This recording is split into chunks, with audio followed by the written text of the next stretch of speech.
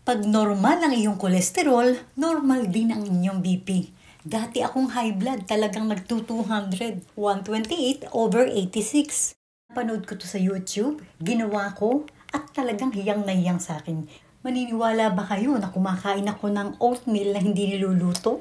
So, siyempre, nagluluto din ako, pero hindi ko nilalagyan siya ng asukal or milk. Ang ginagawa ko dito ay parang goto, parang nilugaw. So, nilalagyan ko siya ng luya at nilalagyan ko lang siya ng konting-konting asin. At siyempre, nilalagyan ko siya ng konting olive oil para naman maging regular ang aking dumi. 1 o hanggang 2 dakot ang nakakain ko nito sa loob ng isang araw.